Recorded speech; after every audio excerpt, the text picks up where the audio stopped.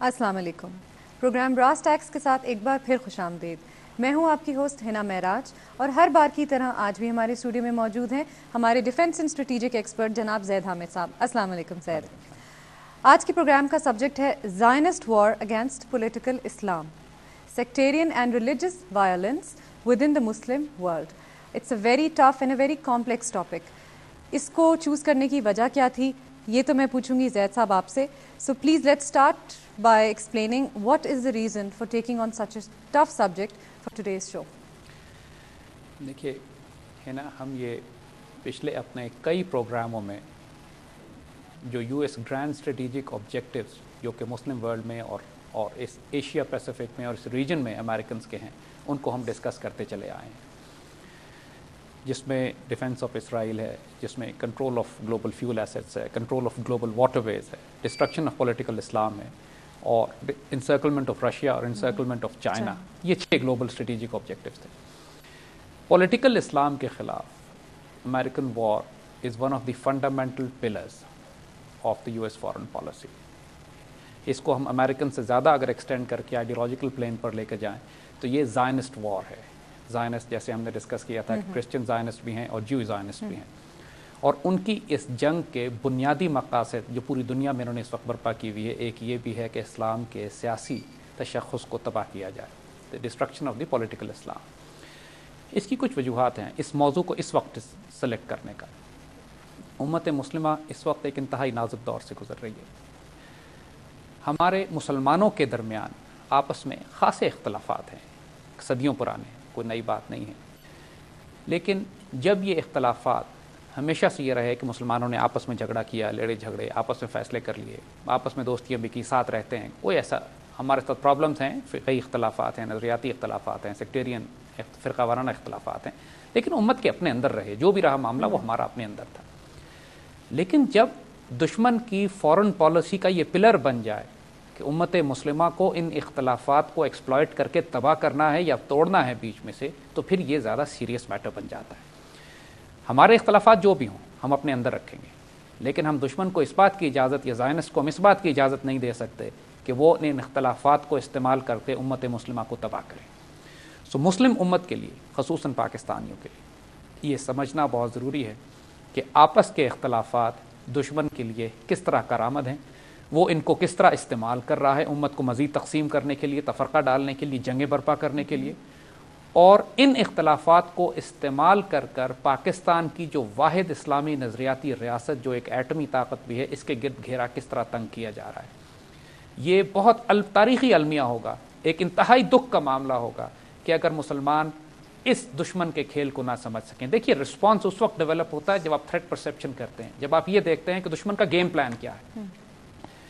ہمارے tribal areas کے tribes بھی یہ کرتے ہیں کہ آپس میں بے شک ان کے جھگڑے ہوتے ہیں, لیکن جب کوئی باہر سے کوئی دشمن آتا ہے تو یہ اکٹھے ہو جاتے ہیں, اکٹھے ہوتے ہیں, اس دشمن سے مقابلہ کرتے ہیں اور اپنے اندر کے اختلافات کو بھول جاتے ہیں.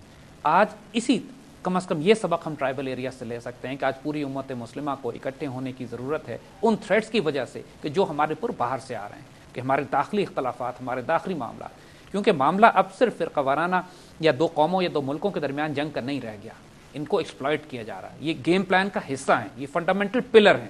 اگر ہم ان کے اس گیم پلان کو, زائنسٹ گیم پلان کو ڈسٹرب کرنا چاہتے ہیں تو اس کا ایک آسان طریقہ یہ ہے کہ ہم آپس میں یونٹی پیدا کریں, اتحاد, متحد ہو کے. اب تو اس باتوں کو ہم آگے ڈسکس کریں گے. پاکستان کے نیوکلیئر پروگرام کو آج شدید خطرہ لاحق ہو گیا ہے, انفارچونیٹلی اس وجہ سے, کسی باہر کے دشمنوں کی وجہ سے نہیں, اس وجہ سے کہ مسلمانوں کے اندرونی اختلافات اتنے شدید ہو چکے ہیں کہ دشمن زائنسٹ باہر کے جنہوں نے خود ان اختلافات کو پیدا کیا ہے اب بنیاد بنا کر پاکستان کے ایٹمی ہتھیار کو لینے کی بات کر رہے ہیں. اور ہمیں باقاعدہ حالات ایسے بن گئے ہیں کہ شاید مستقبل قریب میں ہمیں ایک جنگ لڑنی پڑے اپنی عزت اور آبرو کو دفاع کرنے کے لیے, پاکستان کے نظریات اور جغرافی کی دفاع کرنے کے لیے. اور یہ سارے معاملات لہٰذا سمجھنا ضروری ہیں. یہ کیجول معاملہ نہیں ہے. ان ایشوز پہ پہلے مسلمان بات نہیں کرتے, لوگ گھبراتے ہیں ان ایشوز پہ بات کرتے ہوئے. تو ہمیں ان ایشوز پہ آج لینا پڑے گا, ان پہ بات کرنی پڑے گی. بہت سے سننے والوں کو بہت سی باتیں ڈسٹرب کریں گی, لیکن ہم یہ بات بڑے محبت اور پیار کے ساتھ اور دکھ کے ساتھ کر رہے ہیں. امت کی محبت میں کر رہے ہیں، خیر کے لیے کر رہے ہیں، اور اس میں اس لیے کر رہے ہیں کہ مسلمان اپنے گریبان میں جھانکیں، ہم دیکھیں کہ ہم میں کیا خرابیاں ہیں، کیا دقتیں ہیں، ہماری اس فصیل میں جو امت کے گرد قائم ہے کیا دراڑیں پڑ چکی ہیں جن کو دشمن استعمال کرنا چاہ رہا ہے۔ جب تک ہم ڈائگنوز نہیں کریں گے ہم بیماری کا علاج نہیں کر سکتے، اور اسی مقصد کے تحت اس سبجیکٹ کو آج چوز کیا گیا ہے۔ یہ ڈیفیکلٹ سبجیکٹ ہے، لیکن ہم کوشش کریں گے کہ اس کے اوپر آگے پوری بات کی جائے کہ جو تشفی جواب مل سکے مسلمانوں کو۔ صرف ہم نے مسائل نہیں کھڑے کرنے، ہم نے ان کا حل بھی دینا ہے، اور جس طرح پہلے پروگرام تھے یہ بھی 2 پروگرامز میں ہوگا۔ اس کا پارٹ 1 آج ہے، اور اگلے ہفتے جب آپ دیکھیں گے تو اس کا پارٹ 2 ہوگا، اور دونوں کی کنٹینویشن میں you will find a complete sequence. لیکن بہرحال this is the reason for doing this program, اور اس کو ہم نے اس طرح کنٹینیو کرنا۔ شروع کرتے ہیں کہ وہ ایشوز کیا ہیں جس سے یو ایس اتنا تھریٹنڈ ہے اسلامک آئیڈیالوجی کو لے کر، ایک اسلامک آئیڈیالوجیکل اسٹیٹ سے کیوں اتنا ڈرتا ہے، وہ کیا ایشوز ہیں؟ دیکھیے، پولیٹیکل اسلام ان کے لیے ایک عذاب بنا ہوا ہے، یعنی پولیٹیکل اسلام چاہے وہ شیعہ پولیٹیکل اسلام ہو یا سنی پولیٹیکل اسلام ہو، اسلام کے سیاسی تصور سے ان کی جان نکلتی ہے۔ آئیڈیالوجی آف پولیٹیکل اسلام، اس کی وجہ کیا ہے؟ دیکھیے، مسلمانوں میں جو بھی آپس میں اختلاف ہو، لیکن کچھ فیکٹرز ایسے ہیں کہ جن پہ مسلمان کامن ہیں۔ مثال کے طور پہ اسٹیٹ آف اسرائیل کے خلاف، یعنی اسرائیل کا دفاع، جیسے ہم نے عرض کیا تھا کہ ان کی سیکیورٹی اور زائنسٹ سیکیورٹی اور فورن پالیسی کا فنڈامنٹل پلرز میں سے ایک ہے۔ مسلمانوں کے تمام مکتب فکر اسرائیل کو تسلیم نہیں کرتے، اور اسرائیل کے لیے شدید خطرہ ہے۔ لہٰذا جب وہ پولیٹیکل اسلام کے خلاف بات کرتے ہیں تو پولیٹیکل اسلام کا مطلب یہ ہے کہ کوئی ایک ایسی اسلامی ریاست، یعنی اسلام کا ایک سیاسی رول، ایک ایسا رول جس میں اسلام ایک سیاسی طور پر کسی ملک کی، کسی قوم کی باغ ڈور کو سنبھال لے، تو وہ فورن پالیسی مرتب کرے، اور جب فورن پالیسی مرتب ہوگی کسی ایسے اسلامی ملک کی جو کہ اسلامی نظریات اور اساس کے اوپر مبنی ہے، تو ظاہر ہے وہ اسرائیل کے لیے بڑی ہاسٹائل ہوگی۔ کوئی ایگزسٹنس اسرائیل کے ساتھ پاسبل نہیں ہے امت مسلمہ کی۔ وہ ایک سور ہے، وہ ایک ایسا زہریلا پودا ہے جو امت کے بیچ میں لگا دیا گیا ہے کہ جب تک اس کی جڑ نہ کاٹ دی جائے اس وقت تک امت مسلمہ میں سکون نہیں آ سکتا۔ دنیا میں فتنے، مسلم امت میں فتنے کی بنیاد اسرائیل ہے۔ اور ایک سب سے بڑا فنڈامنٹل اسپیکٹ یہ ہے پولیٹیکل اسلام سے ان کا خوف کھانے کا۔ دوسرا اسپیکٹ ان کا یہ ہے کہ Islam as an alternate political ideology, دیکھیے ہم نے بات کی تھی پہلے کہ کیپٹلزم اور کمیونزم 2 آئیڈیالوجیز 50s 60s اور 70s میں چلتی رہی ہیں۔